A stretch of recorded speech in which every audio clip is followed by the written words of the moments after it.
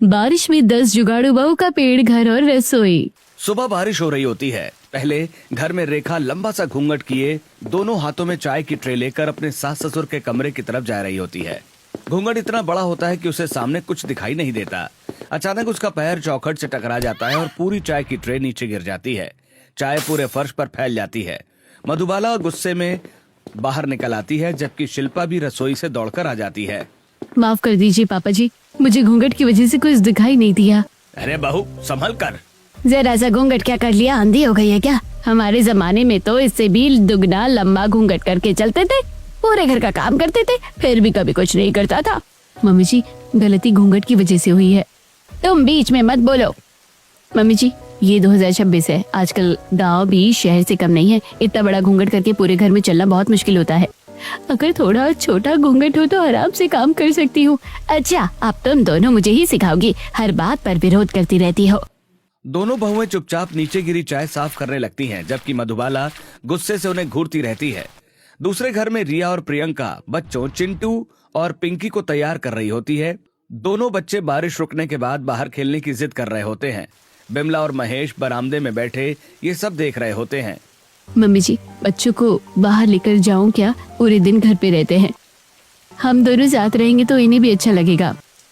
इतनी भी क्या जरूरत है बाहर जाने की? बाहर जाओगी कितने मर्द देखेंगे। बहुओं को घर से बाहर घूमने की कोई जरूरत नहीं है।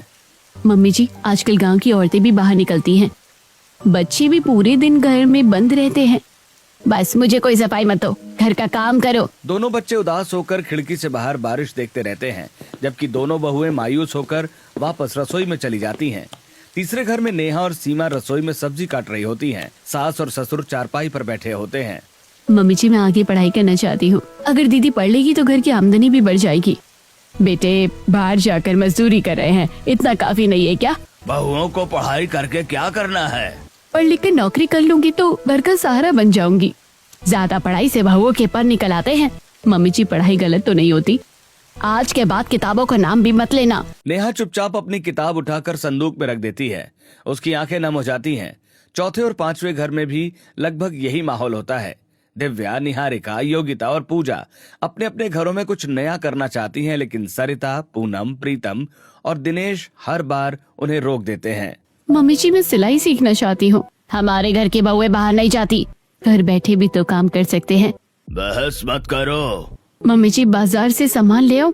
बहुओं का बाजार में घूमना अच्छा नहीं लगता, लेकिन घर का सामान खत्म हो गया है। जितना कहा जाए उतना ही करो, सामान राघव ले आएगा। बहू एक दूसरे की तरफ देखती हैं, लेकिन कुछ बोल नहीं पाती। सभी के चेहरे पर बेबसी साफ दिखाई दे रही होती है। अगले दिन बारिश हल्की हो जाती है। गांव के बाहर एक बहुत बड़ा बरगद का पेड़ होता है।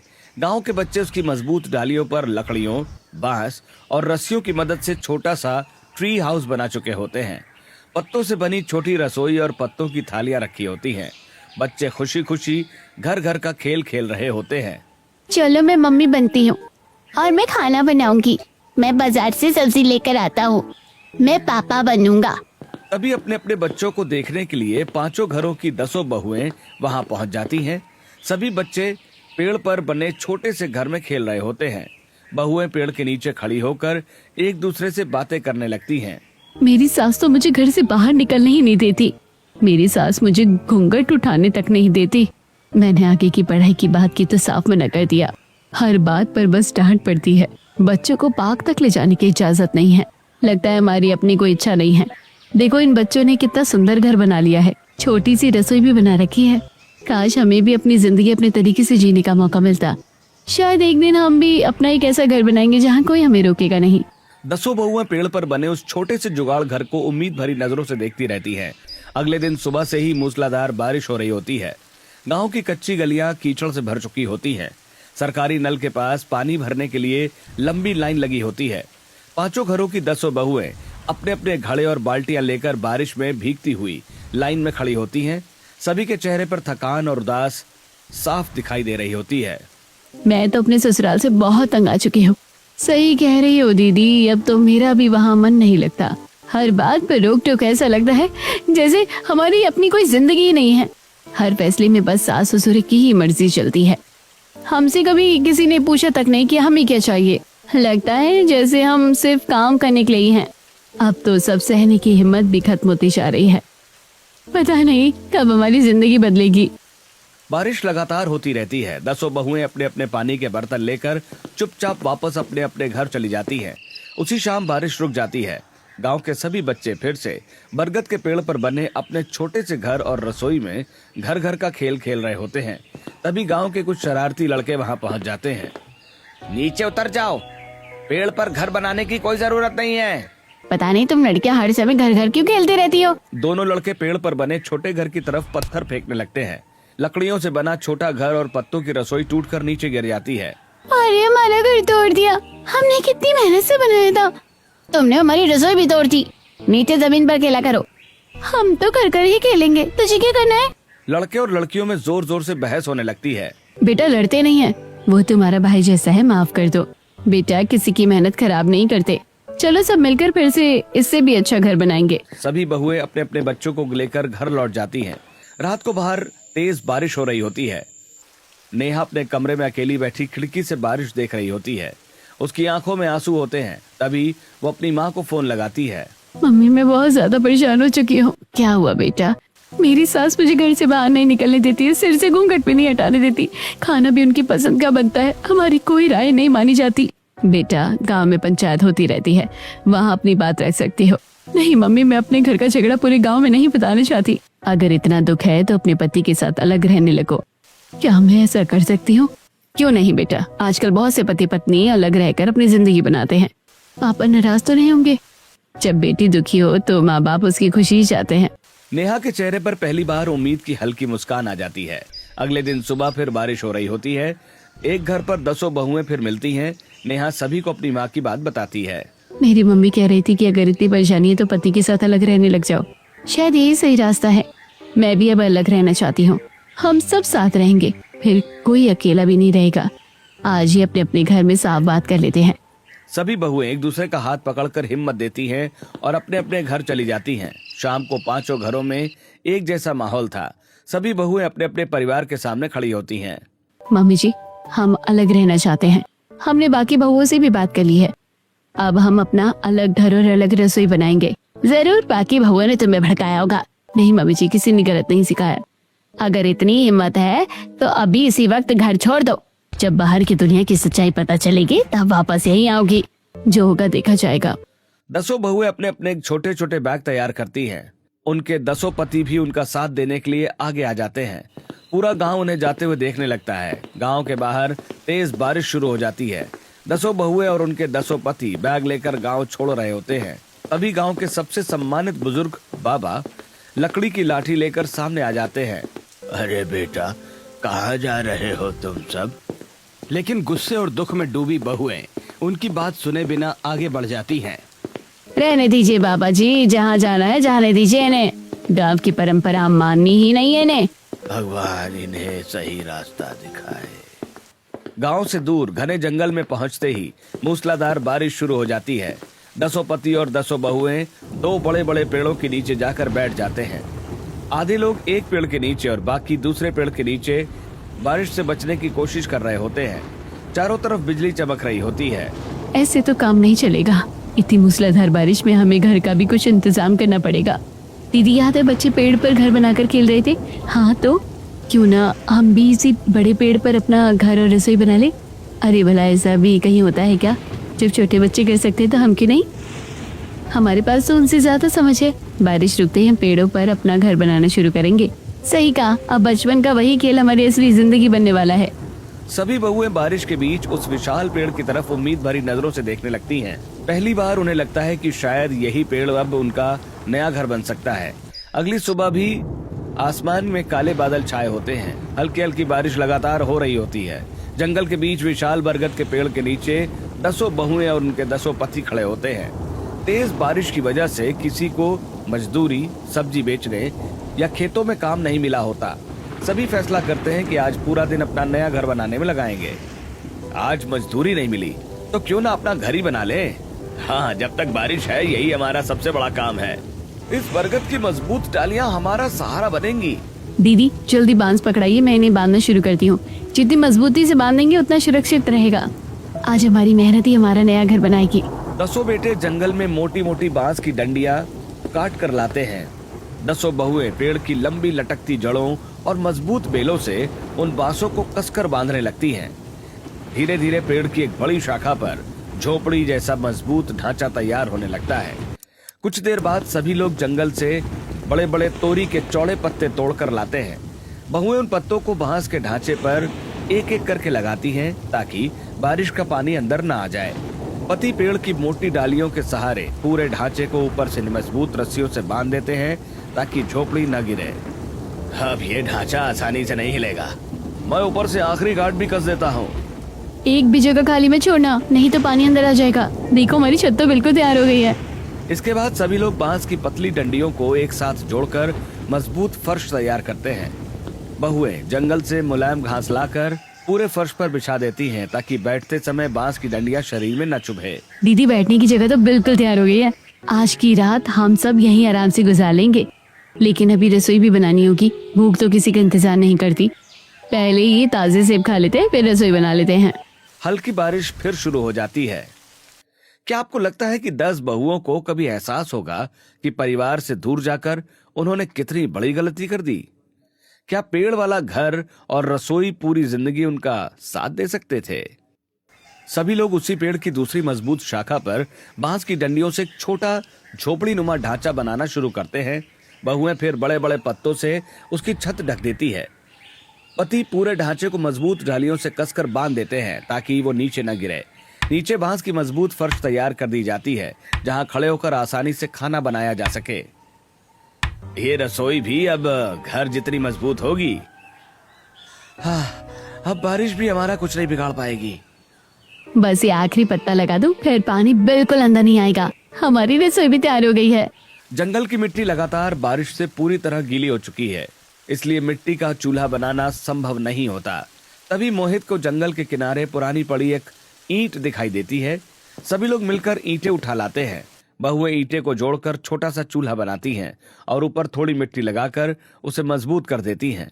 फिर सूखी राख डालकर चूल्हे को तैयार कर देती हैं। बेटे बांस को खोखला करके एक लंबी नली बनाते हैं और उसे चूल्हे के पीछे लगा देते हैं ताकि धुआं बाहर निकल सके।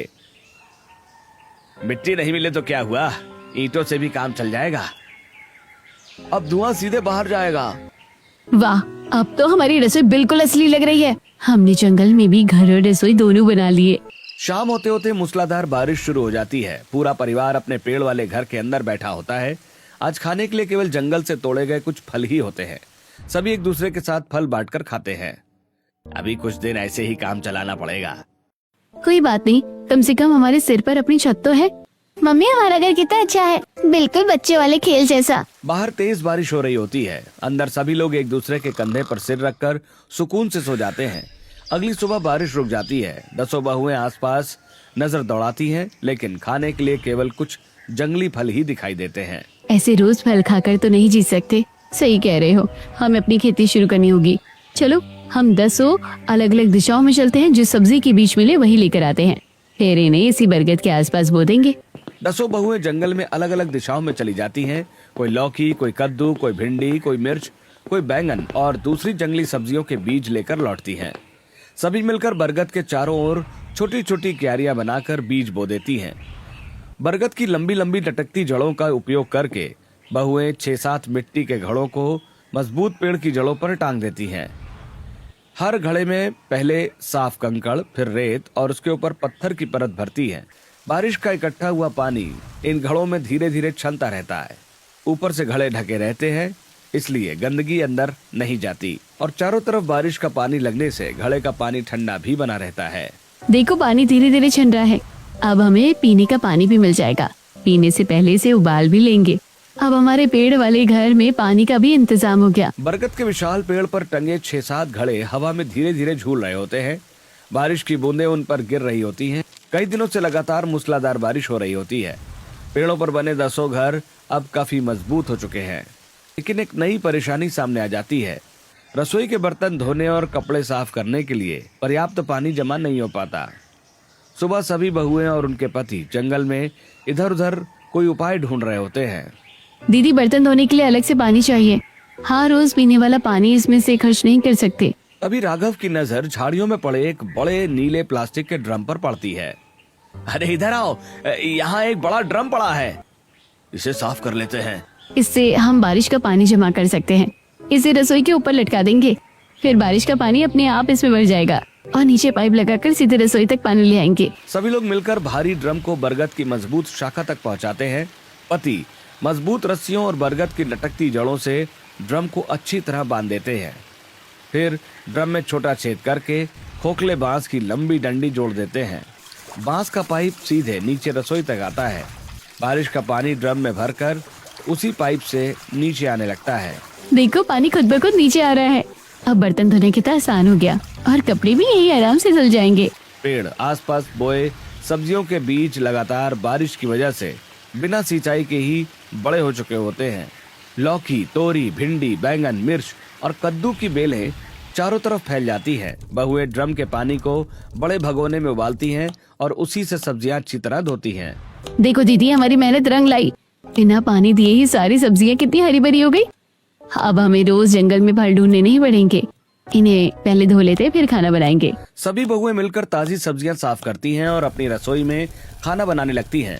कुछ ही दिनों में सभी परिवार अपने अपने अलग अलग पेड़ों पर बांस, मजबूत बेलों और बड़े बड़े पत्तों से अलग अलग घर और रसोई बना लेते हैं।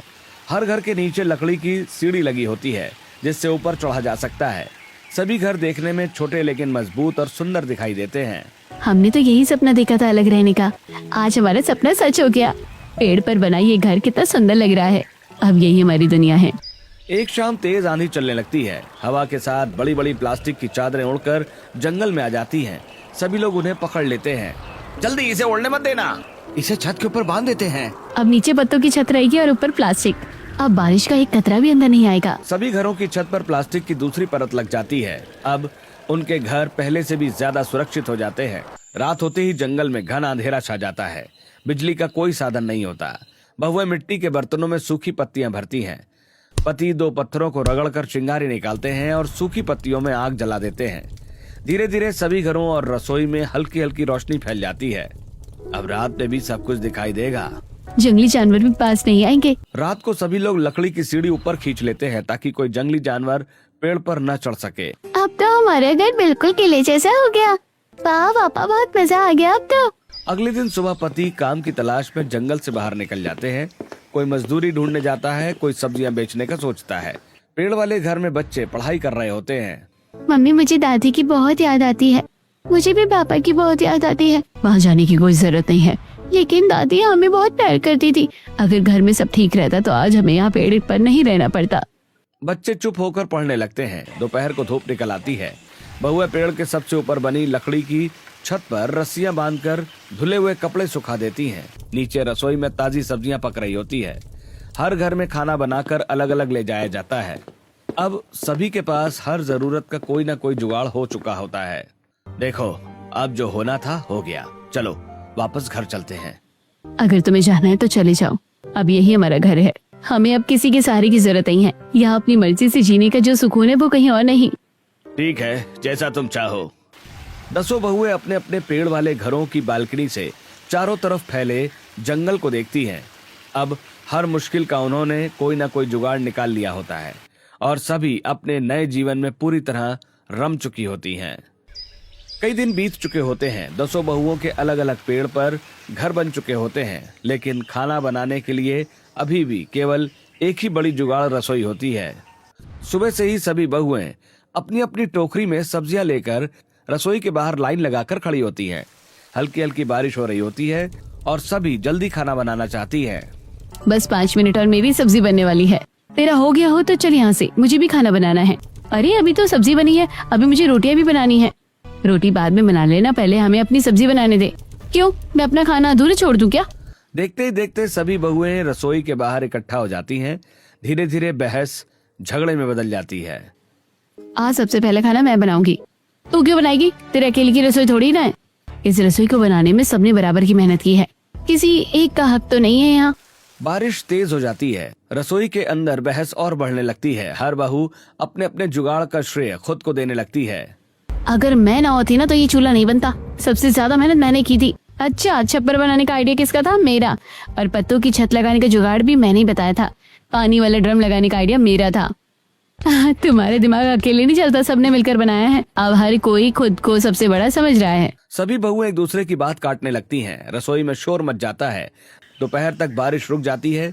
बरगद के पेड़ पर टंगे मिट्टी के घड़ों में साफ पानी जमा हो जाता है, लेकिन कोई भी पानी भरने की जिम्मेदारी नहीं निभाता। ये मटका खाली किसने किया? अभी सुबह तो भरा था। जिसने पानी खत्म किया है वही भरकर क्यों नहीं गया? मैं कोई नौकरानी हूँ क्या? पानी फिल्टर होने में कई घंटे लगते हैं, लेकिन भरकर रखने की जिम्मेदारी सिर्फ हमारी ही क्यों? सभी बहुएं खाली मटके के सामने खड़ी होकर एक दूसरे पर आरोप लगाने लगती हैं।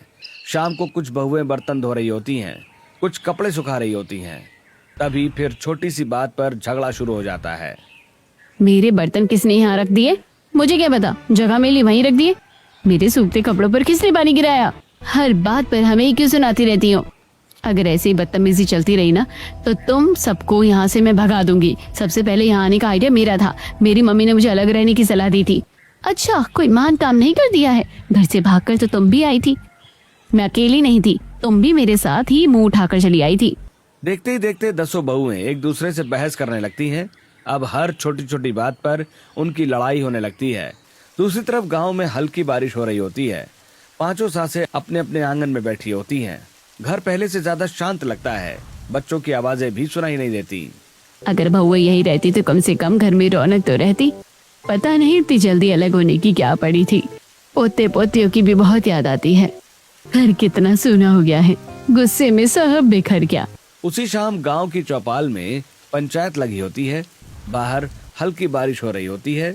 गांव के सभी लोग जमीन पर बैठकर गांव के सबसे सम्मानित बुजुर्ग बाबा जी की बातें सुन रहे होते हैं। पूरा गांव उनकी बहुत इज्जत करता है और उनकी बात कभी नहीं टालता। अगर हम दूसरे इंसान में बदलाव चाहते हैं तो सबसे पहले खुद में बदलाव लाना पड़ता है। बाबा जी, हमारी बहुएं हमें छोड़कर चले गए। हमें सुधरने का मौका ही कहाँ मिला? मुझे सबसे ज्यादा चिंता इस बात की है कि 10 बहुएं गांव छोड़कर चली गई हैं। अगर कल को दूसरी बहुएं भी ऐसा करने लगी तो? आज 10 गई हैं, कल 20 जाएंगी। फिर इस गांव का भविष्य क्या होगा? लेकिन बाबा जी, वो हमारी बात सुनती ही नहीं थी। अगर वो तुम्हारी नहीं सुनती तो अब ये जिम्मेदारी मेरी है। तुम सब मेरी आंखों के सामने बड़े हुए हो। तुम्हारी शादियां भी मैंने देखी हैं। मैं उन्हें समझाकर जरूर वापस लाऊंगा। पंचायत में बैठे सभी लोग बाबा जी की बात सुनकर सिर हिलाने लगते हैं। अगली सुबह फिर तेज बारिश शुरू हो जाती है। बाबा जी अपनी लकड़ी की लाठी के सहारे धीरे धीरे घने जंगल की तरफ बढ़ते हैं। बारिश की बूंदें उनके सिर पर गिर रही होती हैं। काफी देर चलने के बाद उन्हें पेड़ों पर बने 10 जुगाड़ू घर दिखाई देते हैं। उसी समय रेखा ऊपर बने अपने घर से नीचे देखती है और बाबा जी को बारिश में भीगते हुए खड़ा देख लेती है। अरे बाबा जी, आप यहाँ इतनी तेज बारिश में बाहर क्यों खड़े हैं? बेटा, तुम सबसे कुछ जरूरी बात करनी थी। पहले अंदर आइए बाबा जी, बाहर भीग जाएंगे। आइए हमारी झोपड़ी में बैठकर आराम से बातें करते हैं। सभी बहुएं मिलकर बाबा जी को लकड़ी की सीढ़ी से ऊपर चढ़ाती हैं। थोड़ी देर में 10 बहुएं और उनके 10 पति उसी बड़ी जुगाड़ू झोपड़ी में इकट्ठा हो जाते हैं। सभी की नजरें बाबा जी की ओर टिक जाती हैं। सभी चुपचाप बाबा जी की बात सुनने का इंतजार कर रहे होते हैं। बेटा, तुम सब यहाँ आकर क्यों रहने लगे? ऐसी क्या समस्या आ गई कि तुम्हें इतना बड़ा कदम उठाना पड़ा? तुम्हें देखकर अगर गांव की दूसरी बहुएं भी ऐसा करने लगी और बेटे भी अपने माँ बाप को छोड़कर चले गए तो उस गांव का क्या होगा? बाबा जी, आपको पता ही है हमारे गांव की सोच कितनी पिछड़ी हुई है। हमें बाहर नहीं जाने देते, पढ़ाई नहीं करने देते, सिर से घूंघट तक नहीं हटाने देते। आजकल गांव भी आगे बढ़ा है। लोग मिलकर अपने गांव का विकास करते हैं। क्या हमने अपनी जिंदगी अपनी मर्जी से जीने की चाह रखकर कोई गलत काम किया? बेटा, तुम्हारी बातें बिल्कुल गलत नहीं है, लेकिन अगर बदलाव लाना था तो गांव में रहकर भी लाया जा सकता था। हर घर में मनमुटाव होता है, लेकिन इसका मतलब ये नहीं कि पूरा घर ही छोड़ दिया जाए। अगर शरीर का एक अंग बीमार हो जाए तो क्या पूरा शरीर छोड़ देते हैं? नहीं, उसका इलाज करते हैं। वैसे ही तुम्हें भी अपने घर और अपने रिश्तों को सुधारने की कोशिश करनी चाहिए थी। बाबा जी की बातें सुनकर सभी बहुएं और बेटे चुपचाप सिर झुका लेते हैं। झोपड़ी के अंदर कुछ पल के लिए सन्नाटा छा जाता है। और बेटा, तुम लोग भी तो हो, अपने माँ बाप को छोड़कर यहाँ चले आए। वही माँ बाप जिन्होंने तुम्हें जन्म दिया, बड़ा किया। आज तुम उन्हें अकेला छोड़ाए। बाबा जी, हम तो इसके कहने में आ गए। अगर गांव में रहते तो वहां भी रोज लड़ाई होती। बेटा, लड़ाई बात बढ़ाने से बढ़ती है और समझाने से खत्म होती है। शायद हमने जल्दी फैसला कर लिया। दसों पति एक दूसरे की तरफ देखते हैं। सभी के चेहरों पर पछतावा साफ दिखाई देने लगता है। बाबा जी की बातें सुनकर बहुओं को भी अपनी आपसी लड़ाइयां याद आने लगी हैं। एक ही रसोई को लेकर हुए झगड़े, पानी को लेकर हुई बहस और रोज की तकरार उनके सामने घूमने लगती है। बाबा जी, हम यहाँ आए थे कि चैन से रहेंगे, लेकिन यहाँ आकर भी हम आपस में लड़ने लगे। एक रसोई ने हमारे बीच मनमुटाव पैदा कर दिया। देखा बेटा, जगह बदलने से इंसान नहीं बदलता। अगर तुम घर में रहकर प्यार से समझाती तो शायद धीरे धीरे सब बदल जाता। बाबा जी, आपकी बात बिल्कुल सही है। शायद हमने जल्दीबाजी में बहुत बड़ी गलती कर दी। जब तक मैं इस गांव में हूँ, मैं कभी नहीं चाहूंगा कि कोई बेटा या बहू अपने परिवार से अलग हो। परिवार के साथ बिताया हर पल बहुत कीमती होता है। एक समय मेरा भी पूरा परिवार था, लेकिन एक हादसे में मेरा पूरा परिवार मुझसे हमेशा के लिए बिछड़ गया। तभी से समझ आया, परिवार की कीमत उनके दूर जाने के बाद पता चलती है। इसलिए जितना समय मिले अपने परिवार के साथ बिताओ। बाबा जी की आंखों में आंसू देखकर सभी बहुएं और बेटे भावुक हो जाते हैं। अब बाबा जी, आप सही कह रहे हैं। गलती सिर्फ हमारे माँ बाप की ही नहीं थी, हमारी भी थी। ठीक है बाबा जी, हम कल ही अपने घर वापस जाएंगे और सबसे माफी मांगेंगे। हम सब परिवार के साथ मिलकर ही बदलाव लाएंगे। बस मैं यही सुनना चाहता था। झोपड़ी के अंदर बैठे सभी लोग मुस्कुराने लगते हैं। बाहर बारिश भी अब रुक चुकी होती है। अगली सुबह हल्की बारिश के बीच 10 बेटे, 10 बहुएं और सभी बच्चे अपना सामान लेकर गांव लौट आते हैं। गांव वाले उन्हें देखकर खुश हो जाते हैं। सभी अपने अपने घर पहुंचते हैं। मम्मी जी, हमें माफ कर दीजिए। हमने बहुत बड़ा कदम उठा लिया था। बेटा, गलती सिर्फ तुम्हारी नहीं थी। हमें भी समझना चाहिए था कि समय बदल चुका है। आज से तुम अपनी मर्जी से पढ़ सकती हो, बाहर जा सकती हो। बस हमें छोड़कर कभी मत जाना। तुम ही हमारे बुढ़ापे का सहारा हो। अब हम सब मिलकर रहेंगे। सभी बेटे अपने माँ बाप के गले लग जाते हैं। पूरे परिवार का माहौल भावुक हो जाता है। दादी, हम वापस आ गए। अब हम हमेशा यही रहेंगे। पापा, मैं आपके साथ खेल जाऊंगा। अब हम रोज साथ खेलेंगे। दादा दादी अपने पोते पोतियों को गले लगाकर खुशी से रोने लगते हैं। अगले दिन फिर तेज बारिश हो रही होती है। 5 घरों में बहुएं सुबह सुबह गर्मा गर्म चाय और पकौड़ियां बना रही होती हैं। पूरा परिवार आंगन में बैठकर बारिश का आनंद लेते हुए चाय पकौड़ी खा रहा होता है। सभी हंसते मुस्कुराते बातें कर रहे होते हैं। आज तो पकौड़ियों का स्वाद ही अलग है, क्योंकि आज पूरा परिवार साथ बैठा है। यही तो असली खुशी है।